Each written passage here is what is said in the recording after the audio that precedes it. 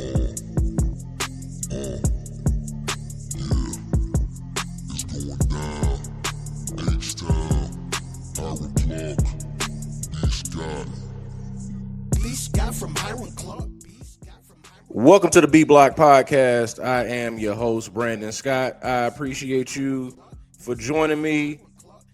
We're going to get straight to it, man. We got some news on Tuesday morning. I am coming to you fresh off the news that Texans linebacker Azeez Al-Shaair has been suspended 3 games for his hit on Trevor Lawrence. And this is my thing on this whole entire episode, this whole entire issue with Azeez Al-Shaair and the debate that is the hit that he levied on Trevor Lawrence. I'm confused on exactly how it became a debate. Like, I got a lot of respect for the Houston sports fans and the people that interact with our shows on Sports Radio 610, that interact with the podcast, the digital space, the Texans content creators, the fan base overall. And I even have a level of respect for, like, this longing for this day when we were tougher, this resentment for society becoming soft and the wussification of America and football and all that kind of stuff and the toxic masculinity. Like, I think that there is some healthy level of that, honestly. And so I can even identify with it to a certain degree. But when it comes to this specifically, I just don't understand how exactly there became another side to the argument. How exactly there became another side to the Azeez Al-Shaair argument. Now, I had to break this down because I think there are a couple of different discussions being had at once, and we talk about this all the time, how folks will talk around each other and have different conversations with each other. Like, one person's having one conversation, the other person's having another one, and then an argument ensues, even though the two people are not having the same conversation. And I think we need to find a way to distinguish, or make sure that we distinguish when we're having these conversations, the difference between an illegal play and a dirty play. Because one is objective and the other is subjective. And I think that is where this discussion started to get a little murky, because we were debating at some point whether this play should have even been illegal, which I don't understand. It was obviously an illegal hit. And then we were also debating if it was dirty, which is subjective and factors in intent, which is hard to exactly interpret or know for sure. But, and of course, you're going to lean on whichever side you're kind of already leaning towards. So if you're a Texan fan, it is more likely that you're going to try to give Azeez Al-Shaair the benefit of the doubt.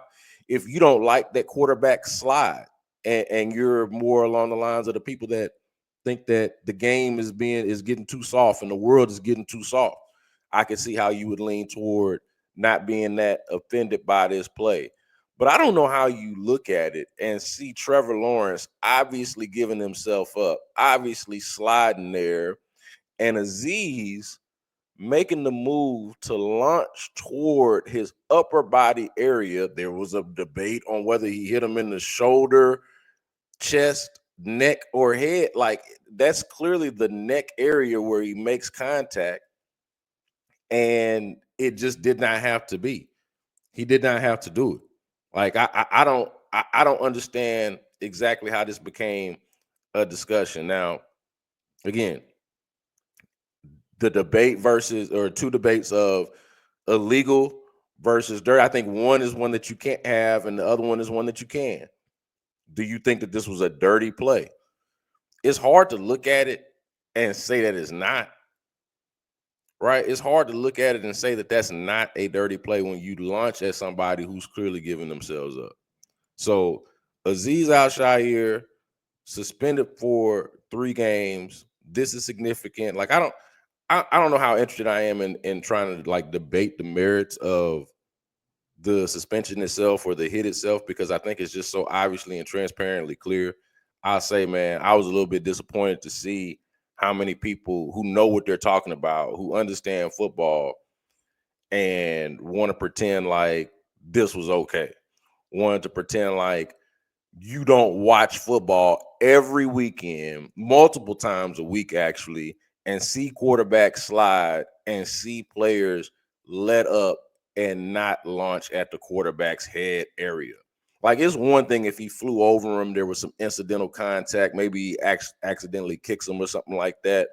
Like, it's one thing if he's trying to let up and he hits him anyway. That's not what happens. Trevor Lawrence commits to the slide, and Azeez Al-Shaair commits to the hit. It's plain as day. It's obvious. I don't know. I don't understand how you're gonna look at it and try to tell me that what we're seeing is something different. And I guess that is a part of this whole thing that does fascinate me. How it is that we could all see the same thing. I'm watching the play now. They're showing it again. He's obviously sliding. I don't. It's interesting to me how we could all see the same thing happen, watch the same thing, but see something differently. Like, see the same thing, but see a totally different thing from it.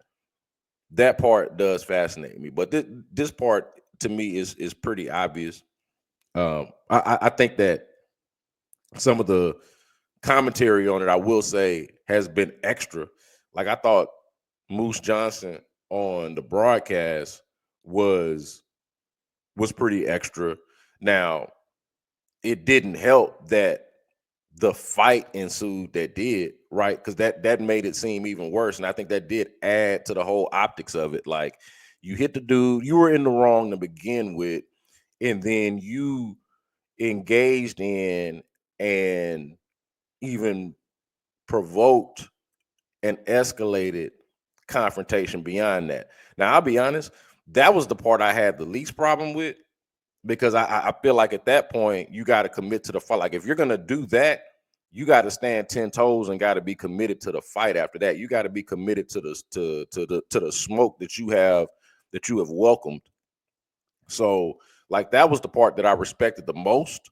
But I think that was also the part that really hurt the scene and hurt the whole, vibe of it, the forgiveness of it all. Like, if we're gonna say, hey, he didn't mean to do it and he's sorry for it and show some remorse, and he really wasn't an out of control player, it was just a sort of an accident. How do you argue that dude's not out of control when you go play back that tape and you look at all that fighting that happened after that? And again, I understand he was attacked and it wasn't just him, but like, when you just look at all of it in its totality and the scene itself and his role in it, it's hard to come away from that and say, nah, we're not gonna do nothing about this. We're not gonna suspend this guy. Nothing to see here. No big deal. Like, I don't see how you could arrive at that place at all. So this suspension is for 3 games. Oh, and John Runyon, the vice president of football ops, or the one in charge of this suspension, whatever his exact title is, man, I was not expecting this statement. Did y'all see this? I was not expecting a state. He went as hard as Moose Johnson did, maybe even harder.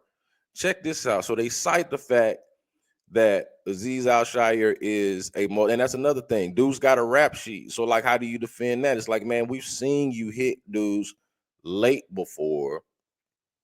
Okay, we can say that this is soft. We can say that this is weak. We can say all of that. But we've seen you hit dudes late before. We've seen you punch a dude on the sideline before. Like, this season, like, multiple offenses of personal fouls and what the league calls sportsmanship related rules violations. That's what John Runyon points out. And then look at this. So he talks about the, engaging in the brawl after the illegal hit, escalating the fight when he pulls an opponent down by the face mask and all of that, blase, blase, blase. But then he gives him this in the letter. and I was not expecting this. Your lack of sportsmanship and respect for the game of football and all those who play, coach, and enjoy watching it is troubling and does not reflect the core values of the NFL. Your continued disregard for NFL playing rules puts the health and safety of both you and your opponents in jeopardy and will not be tolerated. Now, maybe I just don't read enough of these whenever they issue out these suspensions to players for excessive hits or repeated rules violations when it comes to health and safety. But that seemed like a lot. That seemed like a little bit of extra sauce. And to that point, I could see the pushback from Texans fans and from people who want to be protective of the Texans and their players and their brand or whatever, saying, well, wait a minute, man. It ain't got it was a late hit, it was a legal hit, whatever you want to say, but it ain't got to be all of this. I ain't got to be the worst person in the world and all of that, which I get. And I think that was Azeez's point when he issued out the statement that he did on Monday saying, look, I wasn't trying to do this, but y'all calling me every other name, every name other than the child of God is uncalled for and unnecessary. To that point, I agree. Like we can have a discussion about this hit without losing our damn minds, I think, or at least should be able to. And even reasonable minds be able to disagree about this thing without losing our minds. But to the point, though, I still do not understand the other side of this. I'm really trying to, like, I've heard that Trevor Lawrence should have slid sooner because quarterbacks are faking slides. We've seen Patrick Mahomes do it. We saw Kenny Pickett do it in college. We've seen quarterbacks fake slides and then sort of con their way into extra yards because of it, because they know the defender has to let up and then they take advantage of it and they keep going. We've seen that. I didn't see where that was going to happen here. I didn't see Trevor Lawrence about to juke Azeez Al-Shaair out of his shoes or try to run past him, run through him, or none of that. I saw a dude giving himself a dude that's been injured quite a bit and has a maniac, and I mean this in a good way, like a good football maniac headed his way and trying to get out of the way. That's what I saw Trevor Lawrence doing, the reasonable thing that any reasonable human being should do in his situation with Azeez Al-Shaair point blank range. So he should have slid earlier. D'Amico Ryans echoed this on Monday that he should have slid earlier. It was a thing that I was seeing people say on the internet, and I just like should have slid earlier. He waited too long to get into his slide. Even if you think that, if you look on the other side of it, Azeez still has time to not engage in the hit, to not actually levy the hit. Maybe they make contact. And again, I said incidental contact earlier. Maybe they make incidental contact because he's somewhat committed, but he was not committed to the launch at that point. So I've seen that part. Now, if you want to say that you don't think quarterbacks should be able to slide, there's a conversation that we can have. There's a conversation that we can have, but I tell you this, it's not a real conversation. Like we can have it like off to the side, but it's not a real conversation. The league is not about to be in the business of putting their quarterbacks in jeopardy. The league is not about to be in the business of jeopardizing their most valuable assets, which is the quarterbacks. They're not about to have they're not about to have folks like Azeez Al-Shaair teeing off on quarterbacks. It's not happening. But if you feel a certain way about the wussification of society and football in particular, and you feel like quarterbacks shouldn't be allowed to slide because they should be treated like football players, like men, okay, I'll hear that. But that's not what we dealing with, man. Y'all, it's like a lot of people want to deal in a reality that we're not dealing in, that we're not operating in. And it's like you don't understand exactly why it is we're not operating in said reality or in your reality. It's not a thing.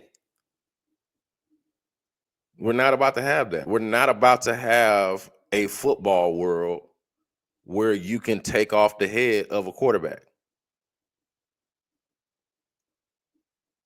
especially when he gives himself up.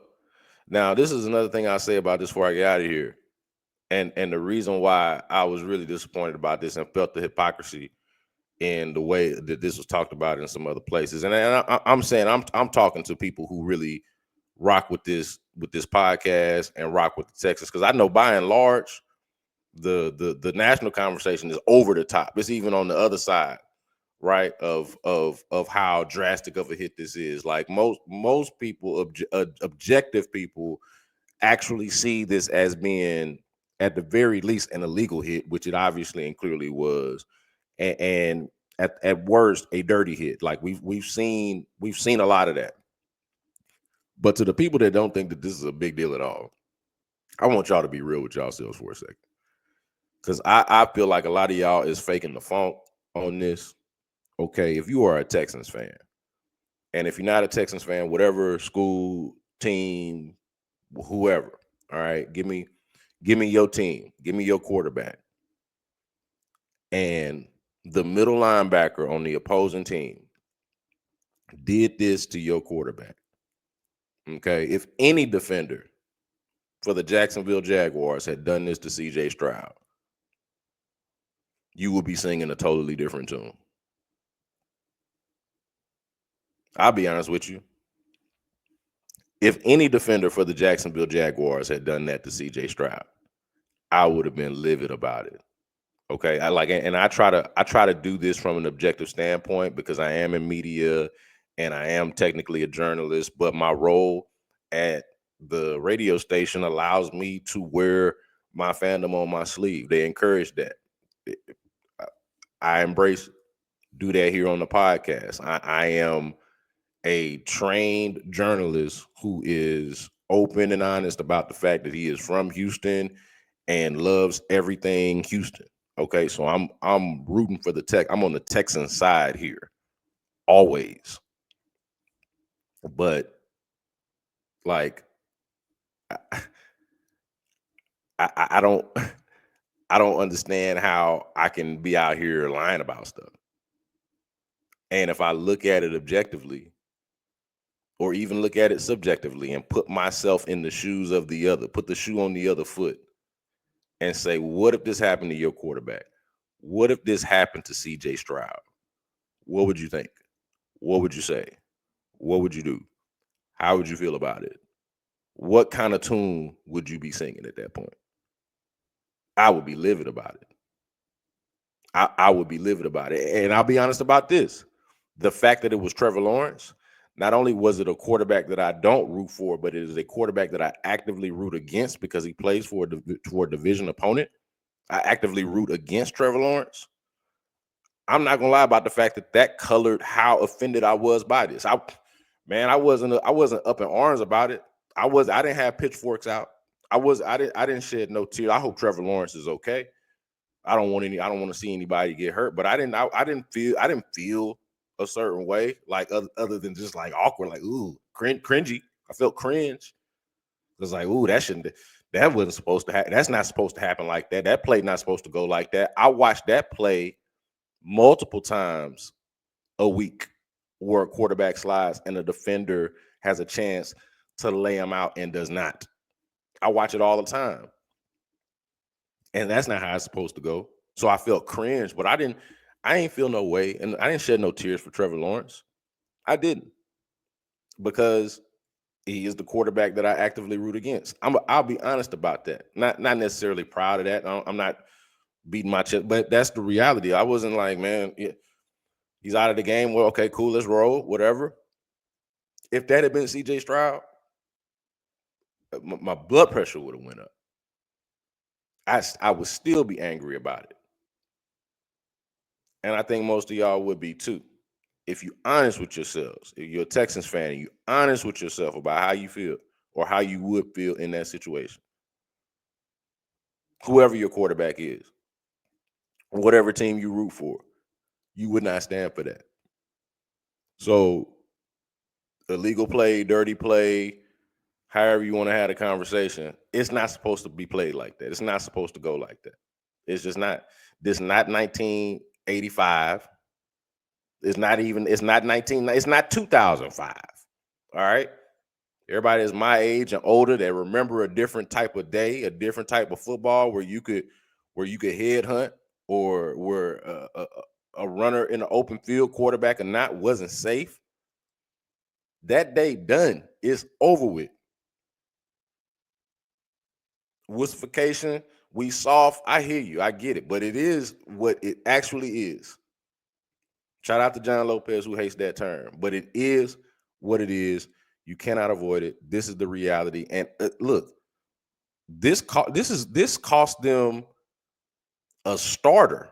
Their starting middle linebacker in the most critical stretch of the season. What a loss for the Texans at this point. To lose your starting middle linebacker, one of your key marquee free agent signings over the summer, one of your leaders. Okay, and we can talk about that too, about how this reflects on leadership. The fact that, this is somebody that is a leader of the team that has now put them in a bind. Okay, because this did not have to happen. And so you're gonna rely on Henry To'oTo'o, who has played incredible this year. The Christian Harris questions and concerns about his health and when does he come back, that looms large. That's an even greater and more relevant question now, because it would be really nice. You could really use him at this point. But this is your most critical stretch. You're going into the bye week, and you come out with Miami, Kansas City, and Baltimore, all teams that, let's be honest, can beat you if you're not on your game. Okay, Kansas City and Baltimore are at least as good, if not better than you for sure. Obviously, Kansas City is. Baltimore is right there on your level, probably better than you. You couldn't beat them last year. It's basically the same with some, I would say, some added elements to it. We already know how difficult those games are going to be. And then Miami, I know DJ Bieniemy has pointed this out from ESPN. DJ Bieniemy has pointed out how the crosses they like to run and the stuff that they like to do in the middle of the field, not having Azeez Al-Shaair, that's going to mean something. That's going to mean something for the Texans. That's going to matter. So, that part of it, man, is an issue for me. Yeah, that part of it is an issue and a concern. Like, I think that the linebackers have shown improvement and have shown that they are up to the task, the ones even outside of Azeez Al-Shaair. But your most critical stretch, and you're not going to be available for what because of this? Come on, man. Not to mention that they still got, I think, questions. Like, the thing that's not getting talked about a lot is the game itself. How they win 23-20. They beat the Jacksonville Jaguars by 3 points. Finally score some second half touchdowns, something that they have, a meaningful second half touchdown, something that they have not done in a long time. Barely able to do it, or finally able to do it, but still have these questions about the offense. Like the defense, fortunately, is probably the one side of the ball that could stand to lose a starter. Now you're asking them to strain even more because they've had to carry this offense that has been largely mediocre for the entire season, for most of the season. And I still got those questions. This game was a step in the right direction. Lost in all of this Azeez Al-Shaair stuff. This game was a step in the right direction. But now you go up against some formidable opponents, not the Jaguars, not the Titans who you lost to, but actual contenders, actual top dogs.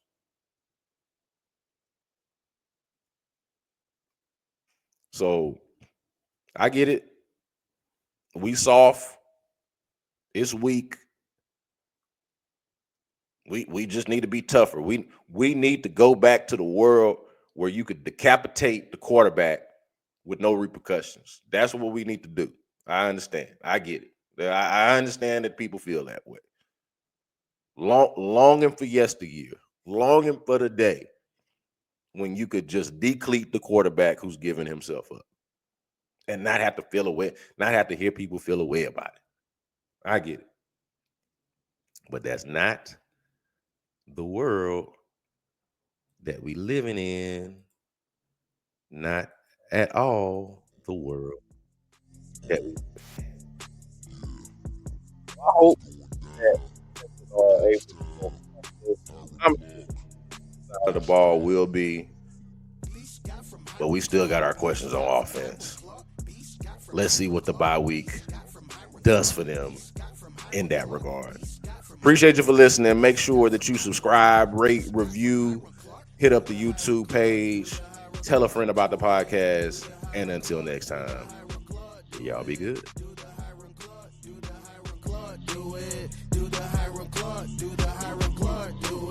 B.Scott from Hiram Clark coming down looking smart. Candy paint on the car. Push the button just to start. Riding clean, looking fly. H-Town till he die. Swinging down West Time and throw the deuces in the sky. Sam Houston represent. You other cats irrelevant. He be at the press conference getting all the questions in. 6'10 represent. You know how he do it.